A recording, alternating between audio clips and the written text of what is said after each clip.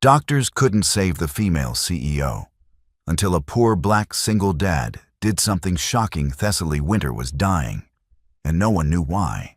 At 33, she was the youngest female CEO of a Fortune 500 pharmaceutical company, Winter Biologics, founded by her father Hollis 40 years ago. Brilliant, driven, ruthlessly efficient. She'd built an empire while most of her peers were still figuring out their careers. Now she lay in a private suite at Manhattan Presbyterian Hospital, monitors beeping steadily as her body slowly shut down. "I don't understand it," Dr. Marlowe Cross admitted to Hollis and Evangeline Reed, Thess's COO and best friend since childhood. "Every test comes back inconclusive. It's not cancer, not autoimmune, not infectious. But she's deteriorating rapidly. Liver enzymes failing, kidney function declining, neurological symptoms worsening. If we can't identify the cause in the next 48 hours, she'll need organ transplants. And even then, there has to be something," Hollis said desperately. His daughter, his only child, his brilliant, stubborn daughter, couldn't die like this. Another specialist? Experimental treatment? "We've consulted everyone. Dr. Landry Vale from Johns Hopkins is flying in tomorrow. But frankly, I'm not optimistic. Thessaly's symptoms don't match any known condition. It's like her body's being poisoned, but we can't find a toxin. Because you're not looking in the right places." Everyone turned. Standing in the doorway was a man who clearly didn't belong in this private wing. Black, maybe late 30s, wearing worn jeans and a faded Howard University sweatshirt, holding the hand of a small girl with beautiful dark skin and worried eyes. "Excuse me," Lena said sharply. "This is a private room. How did you get past security?" "I clean this wing. Night shift. My daughter Zeffie, she's 7, came with me because childcare fell through. We were down the hall when we heard you talking about symptoms, and I think I know what's wrong with your patient." "You're a janitor," Dr. Cross said dismissively. "With all respect, this is a complex medical case. My wife was an ethnobotanist and holistic healer. She died 2 years ago, but she taught me everything about plants, herbs, natural toxins. Your patient's symptoms, they match aconite poisoning." "Aconite? Wolfsbane?" Dr. Vale had just arrived, catching the end of the conversation. "That's medieval nonsense. We've tested for every known toxin." "Have you tested specifically for aconite alkaloids? They're tricky, break down quickly, easy to miss in standard tox screens. But the symptom cluster: progressive organ failure, neurological involvement, no obvious cause. That's textbook aconite." "And how," Dr. Vale said with barely concealed contempt, "would a janitor know about aconite poisoning?" "Because my wife Sage studied under traditional healers. We lived in Appalachia before moving to New York. Aconite grows wild. There, she documented dozens of accidental poisonings. I helped with her research, learned to recognize symptoms. Your patient, she's dying of aconite poisoning. I'd stake my life on it." "This is absurd," Rowan Pierce, a board member who'd come to check on Thess, interjected. "We're listening to medical advice from a janitor. Hollis, this is exactly the kind of thing that makes our company look ridiculous. Taking folk medicine seriously. If he's right," Hollis looked at Gotts intensely, "what's the treatment?" "There isn't one. Not traditional. Aconite has no antidote. You treat symptoms, support organs, hope the patient survives long enough for the toxin to clear. But there's an alternative. A treatment Sage developed combining activated charcoal, specific herbs that bind the alkaloids, and targeted organ support. It's not FDA approved. It's never been formally tested. But I've seen it work." "Seen it work?" Dr. Cross was incredulous. "Where? In what context?" 4 years ago, a teenager in Kentucky ingested aconite thinking it was ginseng root. Local hospital said there was nothing they could do. Sage saved her with a protocol. The girl made a full recovery. "Anecdotal evidence," Dr. Vale scoffed. "One case? That's not medicine. That's luck. It's more than you're offering. You just said you have no treatment. She's dying. What have you got to lose?" "Our medical licenses if we let an unqualified janitor experiment on a patient," Dr. Cross said firmly. "Then test for aconite first. prove me wrong. But if I'm right, if she's been poisoned, every hour you waste arguing is an hour closer to organ failure. Hollis made a decision. Test for it. Now. If he's right, we explore this treatment. Mr. Winter, I strongly advise against my daughter is dying, and you've admitted you're out of options. Test for aconite. That's an order. The tests took 6 hours. 6 hours of specialized analysis, calling in toxicology experts, running assays that weren't part of standard protocols. When the results came back, the room went silent. Aconite alkaloids, significant levels. Dr. Cross looked shaken. He was right. She's been poisoned. But how? When? That's a question for police, Lena said. Right now, we need to save her. Mr. Beaumont, Gatsby, can your treatment work? I can't promise anything. But if we start now, she has a chance. Without it, she's dead within 24 hours. What do you want me to do? The hospital's ethics board convened at 3 a.m. An emergency meeting to decide whether a janitor with no medical credentials could treat their dying CEO patient with an unapproved protocol based on folk medicine. This is insane, Dr. Vale argued. We're a major research hospital. We don't practice voodoo. It's not voodoo, Gatz said quietly but firmly. It's ethnobotany combined with traditional healing practices passed down through generations. My wife documented everything. Her research is peer-reviewed, published in alternative medicine journals. The protocol works. Alternative medicine journals. Dr. Vale sneered. Might as well consult psychics. Enough, Hollis snapped. Thessaly is out of time. Either approve this treatment or explain to me why you'd rather she die than admit folk medicine might have value. Florence Bennett, a senior nurse who'd been present throughout, spoke up. I've reviewed Mr. Beaumont's wife's research. It's solid.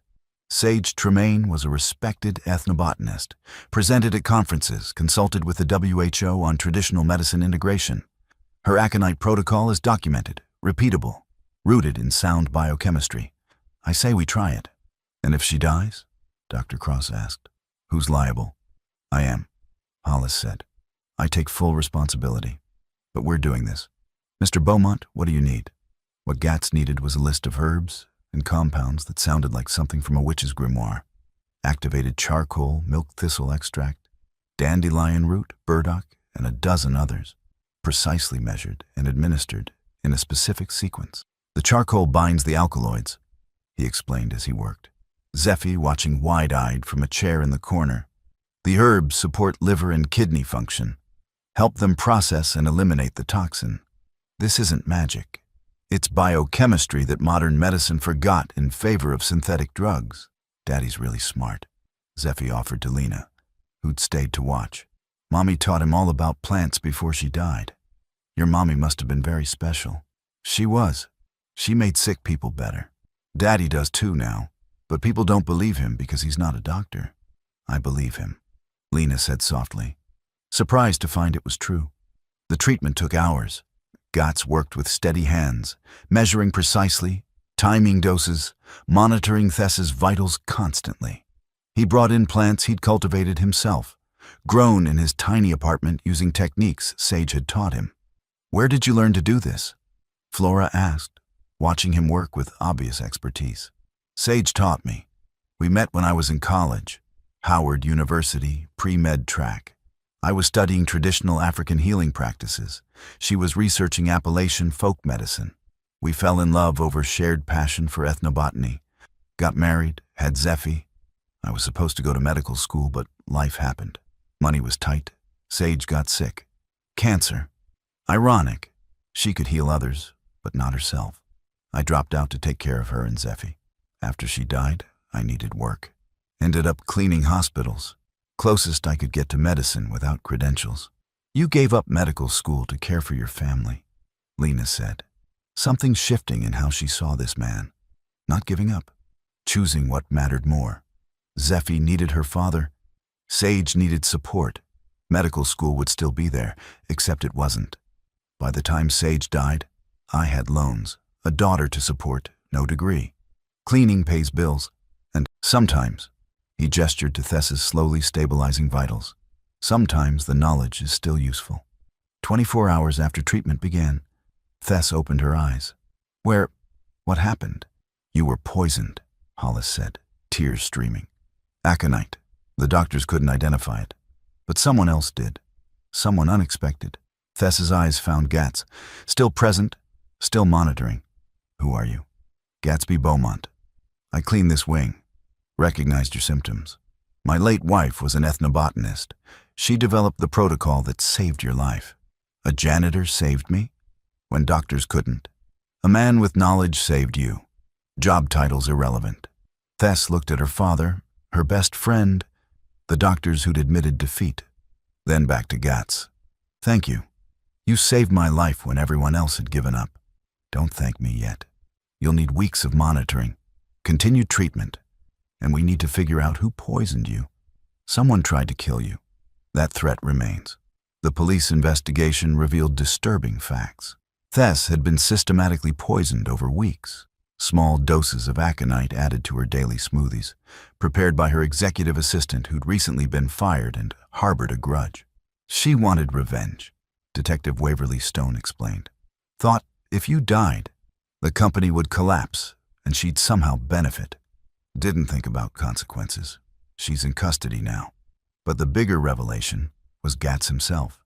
As media caught wind of the story, janitor saves CEO with folk medicine, journalists dug into his background.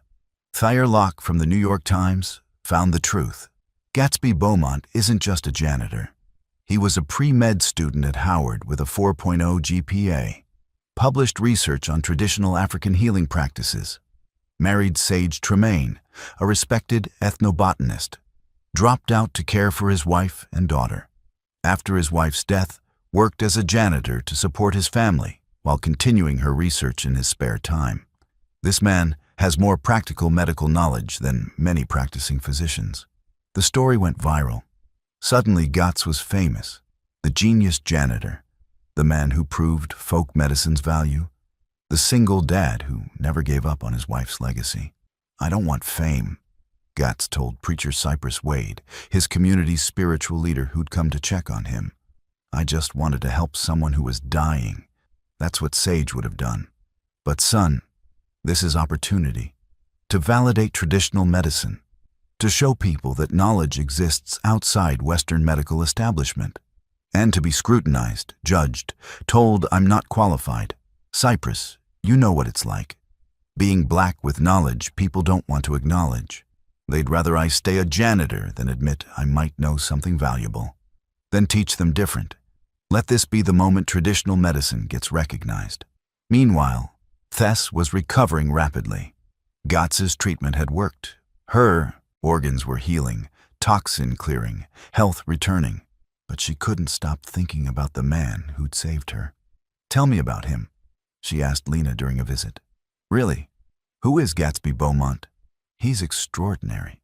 Tess, he gave up everything for his family. Had potential for greatness, sacrificed it for love.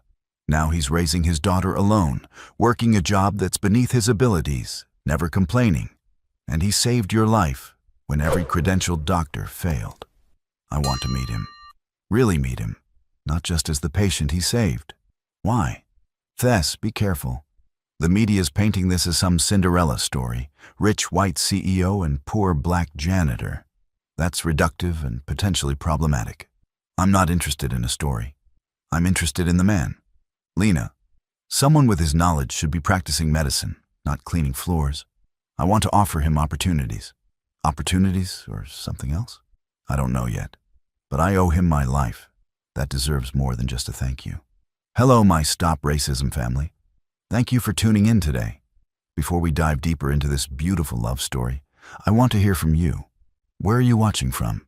Drop your country and state in the comments below. Also, I'd love to know your thoughts. What did you think of the story so far? Do you believe love can truly conquer prejudice? Let us know in the comments. We love reading them. And trust me, your words motivate us to keep making these videos. Let's make this video reach at least 50 comments. Your support means the world to us, and it drives us to create even more meaningful content for you. So don't forget to comment, share, and keep spreading love. When Tess was released from the hospital 3 weeks later, She made an unprecedented decision. She offered Gats a position at Winter Biologics, Director of Traditional Medicine Integration. We'll create a new division researching folk remedies, validating traditional knowledge, bringing ethnobotany into mainstream medicine. You'll lead it. Salary $250,000 to start. Full benefits, research budget, autonomy. Say yes. Gats stared at her in her office. The first time he'd been there as anything other than night shift cleaning staff. You're offering me a director position? Yes, I don't have a degree. You have something better. Real knowledge and practical experience. Yes, you'll need to complete your degree eventually. We can make that happen while you work. But Gats, you saved my life with knowledge the medical establishment dismissed. That knowledge deserves recognition. Say yes. People will talk about why you're really hiring me. Let them talk. I'm hiring you because you're qualified. Because this company pioneered pharmaceuticals, but forgot that medicines originally came from plants. You can help us remember. This isn't charity. It's smart business. And it has nothing to do with the fact that you're looking at me like I'm more than an employee. Thess's breath caught. What? I see how you look at me. Curiosity, maybe attraction. And Thess, I'm looking back. You're brilliant, driven, beautiful. But we need to acknowledge, this has complications. I'm black, you're white. I was your janitor. Now I'd be your employee. You almost died and I saved you. There's trauma bonding potential. The power dynamics alone. Are you saying you're not interested? I'm saying we need to be careful. But no, I'm not saying that. The attraction was undeniable. Over the following months, as Gats built the Traditional Medicine Integration Division, hiring ethnobotanists, funding research, creating protocols that combined folk wisdom with rigorous science, he and Thess grew closer. You're changing my company, Thess said during a late-night working session. Every assumption we had about medicine, about where knowledge comes from, you're challenging it all. Good. Medicine has been colonized by Western thinking. Traditional knowledge was dismissed, suppressed, stolen. I'm just reclaiming it. And making enemies in the process. The board, specifically Rowan Pierce, he's furious, says we're abandoning real science for primitive superstition. Let me guess, he's never actually looked at the research? Never studied biochemistry of plant compounds? Just dismissed it because it comes from black and brown communities? Exactly. That's not science. That's racism disguised as rigor. Thess, if he's that uncomfortable, maybe he shouldn't be on your board. You're right, but removing him is politically complicated. Everything worthwhile is complicated. Question is whether you're willing to fight for what's right or maintain status quo for comfort. Thess looked at this man, brilliant, principled, uncompromising, and felt something shift. I'm willing to fight for this work, and Gats for you, if you'll let me. Thess, we need to talk about this. What's happening between us? I know. It's complicated. It's more than complicated. I'm a single father. I have a daughter who's already lost her mother. I won't bring someone into her life unless it's serious. And you're CEO of a pharmaceutical empire. Our worlds are different. Race, class, experience, everything's different. Does that matter? If we care about each other? It matters in every way that counts. Thess, if we do this, if we pursue whatever this is, we'll face scrutiny. Your family, my community, the media. People will assume you're slumming or I'm using you. They'll reduce us to stereotypes. Can you handle that? I've handled death threats, poisoning, and corporate sabotage. I can handle gossip. Question is, do you want this? Or am I projecting? I want this. I've wanted it since the first time you actually looked at me. Not as the janitor, but as Gats. The man who saved your life. Who challenges you. Who sees you not as the CEO, but as Thess. I want this, but we go slow. For Zeffie's sake, and for ours. They started dating carefully, quietly. Private dinners, walks in the park, time spent at Gats's modest apartment where Zeffie would show Thess her mother's plant journals, explaining herbs with 7-year-old enthusiasm. Daddy says you're nice. Are you his girlfriend? We're friends, Thess said carefully. Mommy used to say friends are practice for love. Are you practicing? Maybe. Is that okay? If Daddy's happy, it's okay. He's been sad since Mommy died. You make him not sad. But going public was inevitable. Thayer Locke broke the story. Winter CEO dating the janitor who saved her. Modern fairy tale or problematic power dynamic? The article was mostly supportive but raised questions. About power imbalances, about whether Gatz was truly qualified for his position or just benefiting from Thess's gratitude. About race, successful white woman dating working-class black man. What did that say about fetishization versus genuine connection? This is exactly what I warned about, Gatz said, reading the article with frustration. Now my qualifications are questioned. People think I slept my way into this job. You didn't. You earned it. Gatz, let them talk. We know the truth. Truth doesn't matter when perception is reality. Thess, this hurts my credibility. Makes my research look like vanity project funded by girlfriend. That's not okay. Then we prove them wrong. You publish findings, get peer review, show that this work stands independent of our relationship. The pushback came from multiple directions. Rowan Pierce led a board revolt, trying to oust Thess for compromising company integrity with personal relationships. She's dating an employee, one she hired under questionable circumstances. This is textbook impropriety. Gatz was qualified for the position, Lena defended. His work has been exemplary. He's a college dropout janitor who got lucky identifying a poison. That doesn't make him director material. He identified something every credentialed doctor missed. His research division has already filed 3 patent applications for plant-based compounds. He's bringing value. He's bringing scandal. And frankly, this whole thing reeks of white savior complex. Rich white woman rescuing poor black man? It's offensive. What's offensive, Gatz said, entering the boardroom uninvited, is you reducing my accomplishments to Thess's charity. I earned this position. My research speaks for itself. And Rowan, your discomfort isn't about impropriety. It's about the fact that a black man with unconventional credentials is succeeding in your white-dominated space. How dare you? How dare you dismiss my knowledge because it doesn't come from your approved institutions? How dare you question my relationship because it crosses racial lines you're uncomfortable with? You don't care about company integrity. You care about maintaining hierarchies where people like me stay in our place. Well, I'm not staying there. I'm here, I'm qualified, and I'm not going anywhere. This is exactly the attitude I'm talking about. Rowan, you're fired, Thess said simply. Effective immediately. Your position on this board is terminated. You can't. I can. I control majority shares. You've been questioning my leadership, my decisions, my personal life. You've shown your true colors. Racism disguised as concern. We're done. Security will escort you out. After Rowan left, the remaining board members were silent. Then Hollis spoke. Thessaly, I need to say something. When Gatz first saved your life, I was skeptical. A janitor with folk medicine? It seemed impossible. But he proved himself. Not just that night, but every day since.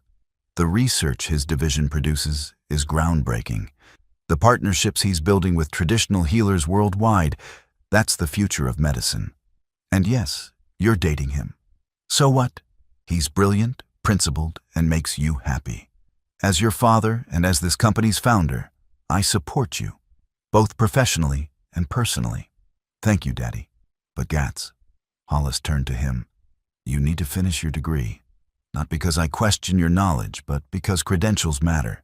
You're fighting institutional bias. Every barrier you can remove helps. Go back to school. We'll support it. Get your MD or PhD. Then no one can question your authority. I have a daughter to support, who has childcare support now, thanks to your salary and benefits. Zeffie can handle you being in school part-time. Gatz, do this. For yourself and for the work. Gatz looked at Thess. She nodded. Do it. I'll support you every step. And Gatz, Zeffie told me something. She said friends are practice for love. I don't want to practice anymore. I love you. Completely. Despite complications, despite scrutiny, despite everything. I love you. Thess, Gatz's voice broke. I love you too. Since the moment you looked at me like I was more than the janitor. Since you believed in my work, since you made Zeffie laugh again, I love you. But I'm terrified. Of what? Of losing you.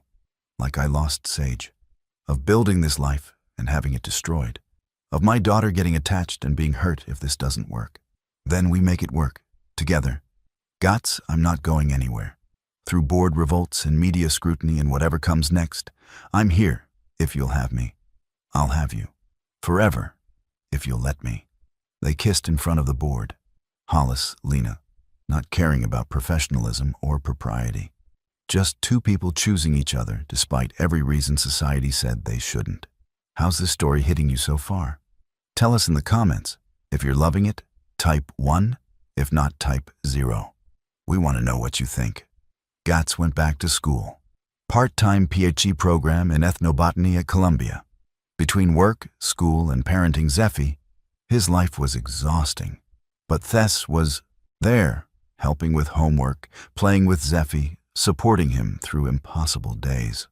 You're good with her, Gats said one evening, watching Tess braid Zeffie's hair. She's easy to love, like her father.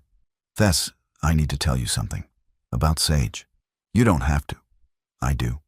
Because if we're building forever, you need to know about the past. Sage was my everything. My partner, my teacher, my best friend. When she got cancer, it destroyed me. I watched her deteriorate, tried every treatment, conventional and traditional. Nothing worked. She died in pain, and I couldn't save her.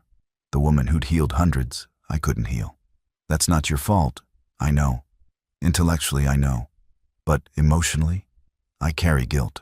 That's why saving you mattered so much. Why I pushed so hard for the treatment. You were a chance to succeed where I'd failed with Sage. So I'm a replacement? No. God, no. Tess, you're nothing like Sage except that I love you both. But the love is different. With Sage, it was youthful, passionate, us against the world. With you, it's mature, grounded, built on respect and partnership. It's not lesser. It's different. Better in some ways. I needed to tell you that. Thank you. For being honest. For trusting me with this. I trust you with everything. My work, my daughter, my heart. That's terrifying and wonderful. 2 years after Gats saved Tess's life, he proposed. Not dramatically. Just at home one evening, Zeffie giggling in the next room. I have something to ask you, and I want to do it properly. He got down on one knee, pulling out a ring, modest, plant-themed, beautiful. Thessaly Winter, you changed my life. Saw value in knowledge everyone else dismissed. Loved me despite complications. Became a mother to my daughter. Will you marry me? Will you let me love you forever? Yes, absolutely yes. Gats, I'll marry you. I'll build this life with you. I'll be Zeffie's mom and your partner, and yes. They married 6 months later. Small ceremony at a botanical garden. Poetic, perfect. Preacher Cypress Wade performed the ceremony, incorporating both Christian traditions and African rituals honoring ancestors. Love isn't convenient. It doesn't follow rules or respect boundaries. Gats and Thessa's love started in crisis. Poisoning, death, desperate solutions. But they chose each other anyway. Chose growth over comfort, truth over easy assumptions, partnership over power dynamics. And they did something revolutionary. They merged traditional knowledge with modern science, showing that healing exists in many forms. That's not just their love story. It's a lesson for all of us. Bertie Quinn, Gats's neighbor who'd helped with childcare for years, gave a toast that made everyone cry. I watched this man raise his daughter alone after losing his wife. Watched him work himself half to death, cleaning hospitals while studying plants at night. Never complained. Never gave up hope that his wife's legacy would matter. Then Thessaly came into his life and saw what I'd always known, that Gats is extraordinary. She didn't save him. They saved each other. That's partnership. Years later, they'd tell their story.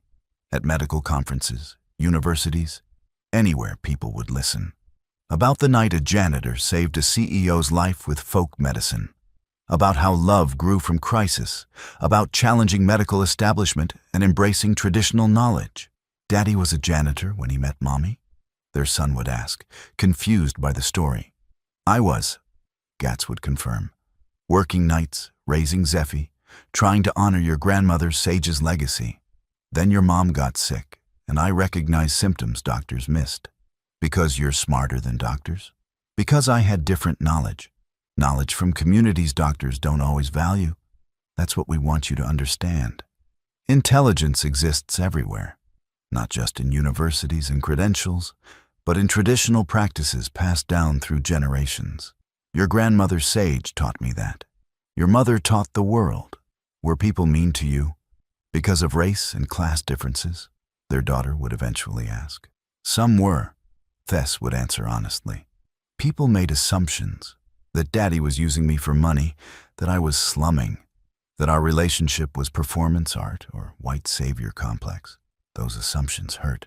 But we survived, Gats would add, by focusing on our truth, that we loved each other genuinely, that our work mattered regardless of how we met, that love, real love, transcends every boundary society creates. Their foundation, the Sage Tremaine Memorial Institute, funded traditional medicine research worldwide, validated folk remedies, trained ethnobotanists, built bridges between Western medicine and traditional healing. We want other knowledge holders to be recognized, Gats would explain at fundraisers, so no one else has to prove themselves by saving a dying CEO. So traditional medicine gets the respect it deserves. Their story became legend.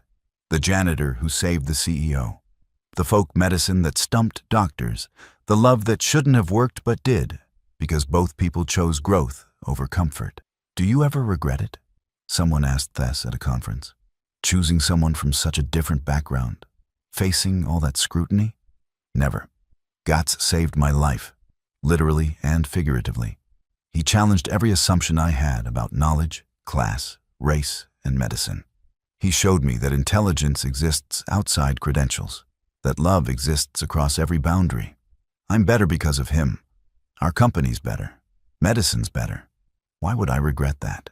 And Gats, hearing this, would add, Tess trusted me when everyone else dismissed me, saw value in knowledge the establishment rejected, loved me despite every complication.